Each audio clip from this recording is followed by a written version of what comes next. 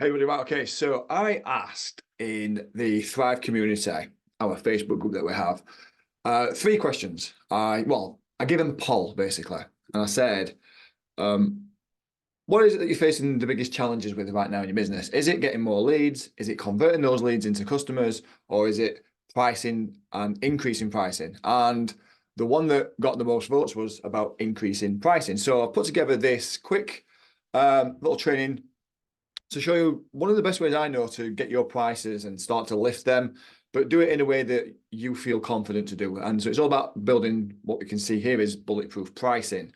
So let's jump into this. Right. So there's a few things that I find really stop people when it comes to getting your price right. And what people tend to do is the first thing that they'll do is um, they'll build the pricing around their time. So this is one of the things that you definitely don't want to do. You don't want to be thinking, well, it's going to take me this amount of time, so I'm going to charge you an hourly price, or I'm going to package a bundle of time together for you and do you on an hourly rate, because you're always going to be a slave to time when you start to try and price things that way. Now, it makes sense in some industries, but for the most part, if you're, a coach, if you're an agency, if you're like most small businesses, that kind of pricing per hour is just not going to work for yourself. So don't price by the hour, don't price by your time. The second thing is that you price according to what everyone else is doing. So you look at the same pricing that most people are using, and you think, well, we're somewhere either just above, just below. We're not like quite the same, so we might charge a little bit less. And I hear people say this all the time, and you've probably heard this yourself, where it's like, well, and you probably even said this yourself. It's like, well, we're not the most expensive in the market, but we're not the cheapest either. And it's like, well, what does that even mean? It probably means that what you've done is you looked at somebody in the market who's really, really good, who's probably the leader of the market, and thought, well, we're not quite there just yet, so we'll charge a bit less. And we looked at them and think, well, we're better than them, so we're going to be here. It's just not a really good way to put a formula together for you to understand how you're going to price your products or services. And then the other thing that you don't want to do is you don't want to base it on the actual product's value. So you think, well, it's going to cost us this. Let's put a little bit on top and start charging it as if it's a part that we've bought from like a bike shop, for example, and we bought it at cost, and we're going to put a little bit of margin on it, and if we have to fit it, we charge a little bit more. Like it's just not the greatest way for you to bundle your pricing and package your pricing together. What you do want to do is you want to start to value stack. So you start putting one, two, three things together, four things together. And what that looks like is, let's say, for example, that you are an agency. Well, the pricing that you're going to get from an agency is not based on me. It's based on me and my team and the year's collective experience. So you can start to value stack. It might be that, if you're doing something different, you say, well, you're going to get this. And you'll have seen this many times. It's like, well, you're not only going to get this, you're going to get this, what's worth this price. You're going to get this, what's worth this price. You're going to get this, what's worth this price. And collectively, this is worth £15,000, not the 5 that we're asking you to invest. So when you start to value stack, it really kind of helps people to understand that the price is not just based on the product, it's based on everything else around it. What you also want to do is identify the cost of the problem. And what I mean by that is you say to them, well, where do you want to be? And so like for me, in terms of the coaching world, I'll say to somebody, okay, so like, what's your target financially for the year? Where do you want to be financially? And they might say, well, John, I want to get to a stage where I'm doing 20K a month, because that gives us lots of options. It means we can pay our team well. I can pay myself well, or whatever, however big or small it is. I get paid. We've got leftover money. We can invest in software and teams and whatever it may be. So it's like, okay, cool. That's the target. Where are you right now? And they say, well, at the minute, we're quite a way away just yet. John, we're at about, I'm using this the wrong way around. We're currently at about 5K right now. So that means that there's a gap of £15,000. So the cost of not working with me is £15,000. So don't look at the actual, the cost that we're asking you to invest. Look at the cost of not working with me. If you stay on this same trajectory, stay where you are, the gap's potentially going to get bigger, and the cost of not working together is £15,000. Can somebody afford not to pay that amount of money? Can someone afford to lose the £15,000 just because they are concerned about the price? And then another thing that you can do is compare. And what I mean is, don't compare yourself to your competition. Compare what it would cost if they went elsewhere in something that they know is expensive. And what I mean by that is, it's like a car. You can go to a local car dealership, and let's say it's let's think of a car. I don't know, a Ford Focus. You go to a local car dealership, and for whatever year it is, let's say it's a pretty new one. I don't even know how much a Ford Focus costs, but let's say it's going to cost you 15K for one that's relatively new, a couple of years old or so. You could go to the main dealer, one of the main authorized dealers who sells the same car, and you'd be paying 20K or somewhere in that price. You know you're going to pay more money. If you was running a training course, if I'm going to train you on sales, for example, well, not sales, because that's probably a bad example, because the universities don't teach sales, do they, just yet? But let's say some kind of business MBA or something like that as well. The stuff that we teach you is equivalent to an MBA. If you go to university for this, you're going to be investing £40,000 to come out with this, and we're going to do it you for 5. So you can see that when you compare to something that they know is expensive, then it makes them understand the real value of what it is that you're offering. And also the ROI, so the return on investment. So again, if we use my example here, the return on investment's not just going to be the 15K gap that we're going to close. It's going to be a 15K gap close month after month after month after month. And you start stacking that up, and you're talking, 100, maybe £200,000 or £150,000 return on investment from that training that we're going to do together, that coaching that we're going to do together. So it's not just about the investment right now. Does that make sense? I think that should help you understand that most people do it this way, so they go down this path, when what you really want to do when you're pricing is you want to go down this path over here. Start to stack things together, show them the cost of not solving the problem, not working with yourselves, compare it to something that they know is expensive, that does cost a lot of money, and then show them the actual return on investment, not just for solving the problem, but long-term as well. Cool. Right, next, let's look at the next slide. So what we find is that you have a circle of doubt, what starts to creep in.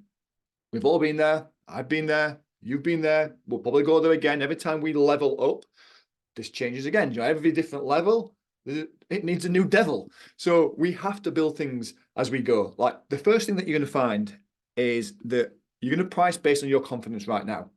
You're not going to price yourself based on the price that you want to charge, because the confidence is going to drop you back. I remember the very first time I got asked about my pricing, and I was like, umming and ahhing. I'm like, I'm not quite, and I just pulled a number out of the air, and they were like, yep, cool, that's fine. I'm like, oh, damn, I should ask for more.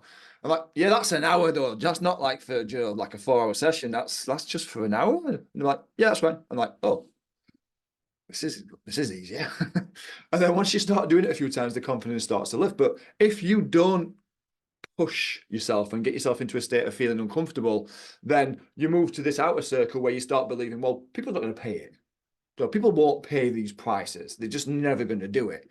And then you believe that, you intensify that, you look for enough information, like confirmation bias, to back up your belief, and you see all these things around it, and you're like, well, this is true because I've just seen this, and I've read that, and I've heard that, and this person said this, and I've seen someone else talking about that. You start to build up all this stuff that makes you believe, well, actually, I'm right.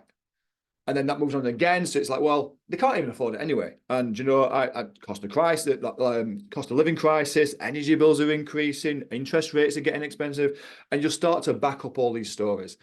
Now, I'll give you an example of a client of mine that they were trying to get people to attend a workshop. And after the first month of pushing it, they'd got 0 people booked on to this workshop, not a single person. And it was only £97. Their belief was that, if we make it affordable, people's going to be able to afford to pay it, people will pay it, and I'm confident in asking for £97. It's not a lot of money. So I feel that people's going to want to buy it. And often what tends to happen is that they will not really believe that it's got any value. And I'll give you another example of someone I was just speaking with this week. So this person, they help single women find true love and relationships. They charge them 10K to do this, 10K to work with them to help them find love. And what they were saying is that these people aren't taking it seriously. They're not showing up to the calls, the coaching sessions. They're not turning up. They're not doing the work. And when we looked at it and I started to break it down with them, I said, well, you're not charging enough. And they're like, what? I'm like, your price is too cheap. Like, you're aiming for 6 and 7 figure people, so people who can afford to pay it. There's not enough paying around the 10K. Increase your prices. And they looked at me for a second and they said, well, do you know what? Actually, I've just been speaking with a friend of mine who runs the same business in another country, and they charge £25,000 for it and don't have any issue selling it. I'm like, well, are they getting the results? She says, better than I am. I'm like, well, maybe their prices need to increase as well. But the price is always built around your confidence. It's your self-esteem that's going to hold you back, not the thing that you're going to do for people. So coming back to this client, £97, I said that what you need to do is either put a 0 at the end or you put a 1 in the front. Now, they didn't feel confident enough to put a 0 at the end. It's a big jump from 97 to £970, but they did feel confident enough to put a 1 in the front. So now they were charging 197. Within the space of a week, they'd sold out. Every single space on that workshop was sold out and gone. They did that the next month and the month after. They came back to me in month 3 and said, John, what do I do now? I said, do you know that 1? What you need to do with that 1, and you know where this is going, you need to change it to a 2. I can't charge 297, John. I'm like, why not? You're right. So they started charging 297. You can see where this is going. They came back in another month or two's time. What should they do? Get that 2, turn it to a 3, get that 3, turn it to a 4. The last time I spoke to them, they're now charging 597 for this same workshop. So the pricing is literally not fixed. It's made up. Everything that you've got there, it's just made up. And it's about you asking and going and moving and pushing towards it. So don't let your confidence stop you from asking for the price. Somebody has to be the most expensive in the market. Why can't it be you? Why can't you be the most expensive in the market? There's people out there buying 20, 30, 50,000 pound handbags, spending millions of pounds on cars and watches. People have money. People buy all the time. You go back to this circle of doubt and think, right, okay, cool. If I just started to ask for a little bit more, build some confidence, what if I get rejected? You probably will. That's part of the game. Like I've always said that the ratio that you want to be aiming for is between 20 to 25% success rate. So if you're getting many more than that, it's a good time for you to start looking at your pricing and thinking, well, if I'm converting 30, 40% of the people I'm speaking with, I'm clearly charging too little. So this is a good litmus test for me to ramp up the pricing. If your clients, when you're pitching them a price, don't suck air through their teeth and go, John, it's a bit pricey, isn't it? Like just by them saying it's a bit pricey, they're not objecting at that time. They're just complaining. And you don't have to handle that objection. You don't have to try and manipulate them into thinking a different way. You just agree. I agree. It is a lot of money. So how are we going to pay it? And then you move into the next stages. You talk about the results. And this is what you've got to really think about is don't think about the cost of it. The cost is irrelevant. Think about the benefit that they're going to get. Think about the outcome. So don't start charging like time. Like you could bundle things together, especially if you're a coach. It makes sense to bundle things together, but it makes more sense for you to sell an outcome. When you start to package things up and sell outcomes, that's where the price becomes less irrelevant because people see the real benefit in that. Now, there's a little simple formula that I put together. We call it the price magic formula. And really what you've got to look at is the size of the problem that you solve versus the price that you're going to charge. Now, this again comes down to confidence, but let's just say, for example, that like I used my scenario earlier, excuse me, as a coach. So let's say like I want to help people get to that 20K a month mark. That's a good number. It means that they're paying themselves well. They've got money left in the business. They can invest in, teams or software, which is a part of the scale process, which is, just to give you a bit of an example, in Thrive, the structure that I put together is that we break it down into 2 areas. So the first area is the growth area of your business. That's all about sales and marketing. The second part is the scale side of your business. Now, you can't scale until you've grown, and I'll not bore you with the details now, but the scale side is about systems and teams. When you're hitting 20K, that gives you enough money to pay yourself well and to have some money to start investing and scaling your business so you can start putting in teams and systems. Anywho, the price magic formula. So using this as an example, I said that I want to help a client get to 20K a month. That's the goal. That's the problem that they've got right now. I've not got a 20K month recurring revenue on a monthly basis. That's the problem. I need to get there. Currently, I'm stuck at 3.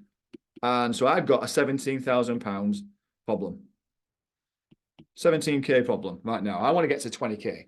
So when I want to work out the pricing of it, one of the things that I always look at is, let's look at 10 times in the problem that we solve. So it's the problem times the price. So if I want to charge somebody a coaching fee of £1,000 a month, I want to do that at 10 times the level of it or 20 times the level of it to get to them to a place where they're getting the 10K a month or the 20K a month. So if you're going to do 10 times it, you're going to take them up to 10K. If you're going to do 20 times it, you're going to take them up to 20K. So I always find that between 10 and 20 times the value versus the price is a fantastic way for you to look at your pricing. So you look at the things that you do, the problem that you're solving, the price of it, and the actual value in terms of what you're going to give them. That's a really good formula for you to start getting the price together. Now, what's going to happen is the first few times you try it, you might get some rejections. That doesn't mean that the price is off. Remember, we're only looking at trying to convert around 25% of people. We're not trying to convert everybody. You couldn't cope if you converted everybody into a customer, to a paying client. But that's a good quality problem if you do. But again, if you do, it means your price is too cheap. So take this away, apply it, start asking for more money. You will get a little bit more rejection. That's totally fine. That's going to happen. That's part of growth. Get comfortable being uncomfortable. That's growth. And you'll find that all of a sudden, them £300 deals that you used to charge is now 5. And them 5 are now 750. And them 750s are now £1,000 a month. And you don't need as many to get the same level of income that you want to get. Now, there's a saying there, which is work smarter, not harder. This is one of the ways to do it. Hope you've enjoyed that. If you want the actual slides for this, I'll put a little button whenever you're watching this, or a link somewhere here, wherever it may be. Download the slides. It's a good way for you to doodle some notes as well. Hope you've enjoyed it. See you soon.